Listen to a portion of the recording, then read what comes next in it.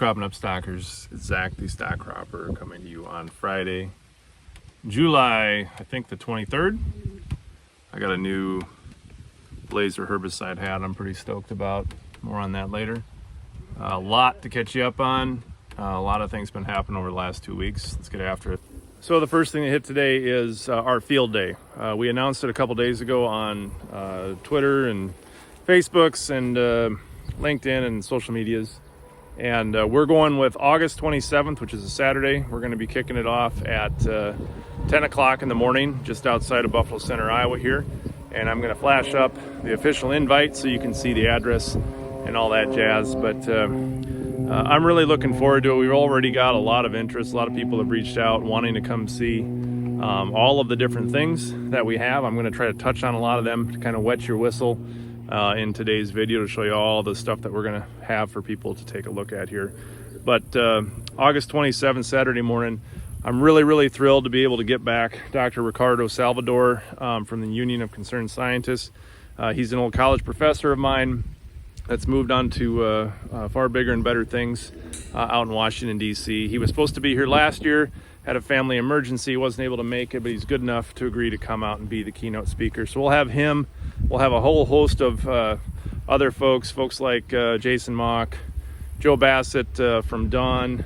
The original co-founders are both going to be here, Sheldon Stevemer and Lance Peterson, along with just a whole host of other interesting folks to come network and look at these concepts and brainstorm on, are we onto something? Are we on something, or maybe both? And how can we tweak these things and push things forward? So please make a point if you can come to do it. We're going to have lunch provided afterwards.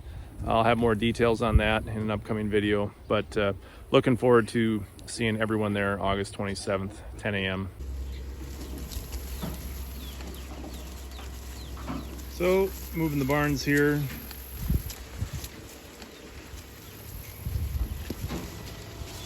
For a midday move, we're moving 3 times a day right now. This is the Cluster Cluck Nano on the go. You can kind of see the speed of the creep. And we've got our chickens, our Rudd Ranger chickens from Hoover's Hatchery, along with our meat rabbits. We got a lot in here right now. This is way more than what you would want or need to have in this barn. We're gonna be moving some of these over into the Cluster Cluck 5000, which we have been working on for the last week or so. I'll show you more on that later on where these are going. But this barn with Cluster Cluck Nano is meant to have, 30 to 40 broilers in the back of it by the time they're full grown. But our sheep are doing great. They love this stuff, especially the kale. You can see that our oat mix, our spring cool season oats are starting to turn a little bit. We've got about a week left of travel through this strip here, and then we will be switching gears over into our summer mix here. So we've been without much rain here since about the 4th of July. Really haven't gotten much anything. We're really lucky that we got what we did at that point. We got about, I think, 5 inches here over about a week period, which really saved her behind. Otherwise we wouldn't have anything of this height. But you can see, setting the camera down, this stuff is about 2 foot tall. It's interesting because this mix is actually a little bit shorter because it's competing for the eastern light in the morning, so it's a little bit shorter than the 20-foot barn mix over here. This is where the 5000 is going to come back, and this is the choring lane that we've been running up and down and running water from all summer. So we are in the pig side of Cluster Cluck 5000. These are our Berkshire hogs that we got from Chad Ingalls. These things really look good this year.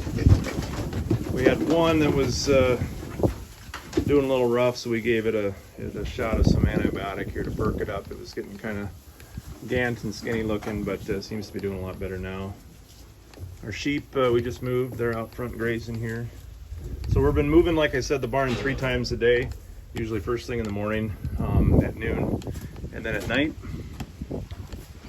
And the big news this week is we finally got the Cluster Cluck 5000 in its true form, where we have everything joined together. So we took our original Joel Salad and chicken tractors and we reinforced the snot out of them. We put a couple hinges so it actually can pivot in the middle. So these are two separate tractors that we joined together. And then we had to come up with a hitch mechanism, which we made with some cables and some 2x4s, and then we hooked it to the pen. And we are going to be moving some of those Red Ranger chickens from Hoover's Hatchery, who sponsored our project again, so thanks again to them. We're going to be moving them into this setup, so that the goal is on sometime this weekend, we are going to hook up and start utilizing our winch system. So the idea here is we want to have the same autonomous ability that we've had with the auto steer on the Cluster Cluck Nano. We want to set up a system where we've got a couple solar panels that are going to go on the roof. We've got the same control system for the Cluster Cluck Nano that we have, or that we're going to put on this, so that we can have timed movement where this winch will move, you know, every so hour, or every so often, you know, every couple hours we'll move this barn ahead as well. So we're going to install some anchors down at the end of the run here and hopefully get rid of having a tractor out here. I'm hoping that this is going to be the last week that we ever have a tractor again in a stock cropper plot, at least here.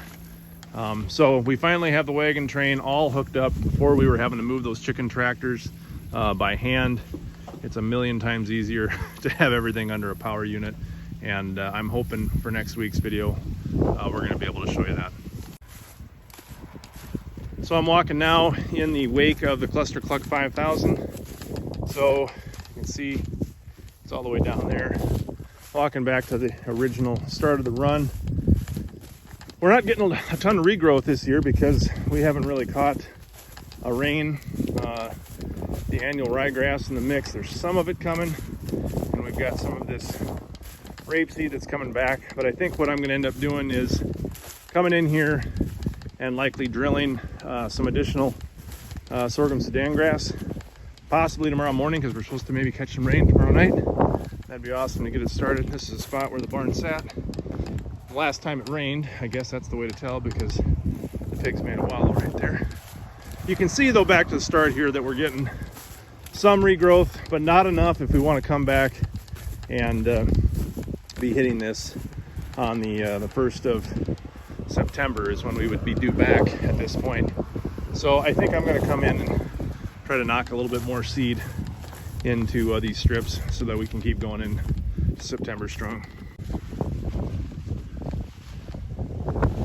So one of the things I'm most excited for, and I think one of the biggest reasons to come to our field day, if you're not interested in stock cropping, but you're maybe interested in some of these alternative row spacings, this comparison plot of 30-inch corn with now 90-inch twin row corn with covers now seeded. Man, that is really coming good. So this was seeded about right after the 4th of July. I put these in, and we caught a rain right after. That's our 90-inch strip. And then we did seed in here as well, but have not caught a rain. We've got a little bit of stuff coming. Hopefully we can catch a rain. Now we're into the 60-inch twin row corn, and you can see we had one strip we established right after the 4th, got some good growth, and then the rest of this stuff is just waiting for a rain to come here. But again, we've got 3 different blocks of these treatments. We've got multiple hybrids. So in the 60-inch corn, we've got a hybrid here, a hybrid here, a hybrid here, hybrid here, and then we go to the 90-inch stuff, and we have 3 different hybrids, and we have 3 different populations where you're going to be able to come out here at our field day, and you're going to be able to look at these twin row orientations and see what type of ear expression we are getting at these different populations, the different hybrids that we're going to have here, and as well as see how some of these cover crop mixes do and what kind of growth we have at that point. It would have been great if we could have caught a rain, because we'll just see what happens in this stuff. There's some stuff up, some stuff not, but I'm glad we got some in here early to demonstrate what it should look like. So anyway, but The wide row corn experiment is what I'm probably most excited about. That's new this year, and I think whether you're interested in livestock integration or not, this, just from an agronomic standpoint, is going to be a really, really interesting spot to just wander through and make observations on. So our corn at the stock cropper plot, we planted this fairly late. I think this was almost the 15th of May, I think, when this ended up going in. So we are just getting close to tasseling. I see a couple starting to poke out. A lot of the field corn around that was planted normally has tasseled out. And we're walking through the lane where the nano started. Intercrop corn. This really looks a lot better, this intercrop corn. Again, this is where we had the high population on the outside row. So there's about 46,000 plants on this outside row, and it looks significantly better. We're going to have a far better representation of what's possible with intercrop corn with these strips with high population rows on the outside. So I'll walk over next to our barley and field pea demonstration. This is short, doesn't look super awesome. One of the things we didn't get done is we just ran out of time. We did not get nitrogen onto this, so but this was just more, if people have not seen what barley and field peas look like, I wanted just people to be able to see that. This isn't going to be something we take to yield and brag about, but I wanted to show this concept of growing something other than just corn and beans, and what that would look like. So now we're on to, oh boy, this is really come. I haven't been here in a couple days to look at this, but now we're into the succotash corn and soybean mix. So this is 90-inch corn with beans drilled in. They're really starting to take off. They're all a knee high. We planted these, I think, beans in the middle of June into here. This is the 60s, and we came in, I think from a previous video, we came in, we cut some plants out to allow more solar angles to get through, to make some of these plants more viable rather than just having it solid seeded.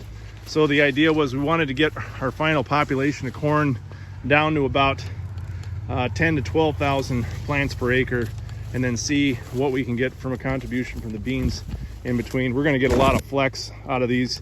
You can already see some of these plants are setting up, trying to shoot. Here's 2-ear shoots for sure right now. And if we peel this one back, there it is right there. There's another one coming. So who knows, maybe we can throw 2 or 3 ears, grow some pretty awesome corn in these 60, 90-inch rows and be able to harvest some soybeans as well. So last but not least, we've got the fun stuff in our plot. We've got 60-inch sweet corn. We've got 90-inch sweet corn with pumpkins. So these are our jack-o'-lanterns. These have totally taken over. And the hope is that we're going to have sweet corn that is going to be ready for the field day. We'll have to see how the timing is going to be. One way or the other, I'll find sweet corn somewhere to feed people with. But this really, really looks awesome with the pumpkins and sweet corn combination. So I got this idea from Jason Mock. He did this last year out at his place, and I thought, especially for somebody farming on a smaller scale, this concept has a ton of potential as a relay crop of sorts and having multiple species together at the same time. And last but not least, on the end, we've got our decorative corn, Indian corn, whatever you want to call it. We've got that on the outside row, and this stuff was interesting. I actually harvested it off of the cob the day I planted. I ran it through a corn sheller, brought it over, threw it in the planter, and here we go.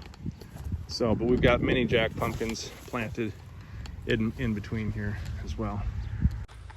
So that's a little bit to get you caught up. We've got a lot of stuff coming this next week. We're going to be doing some changeover stuff on the Cluster Cluck Nano to update some of the computer controls to make them work and function a little bit easier.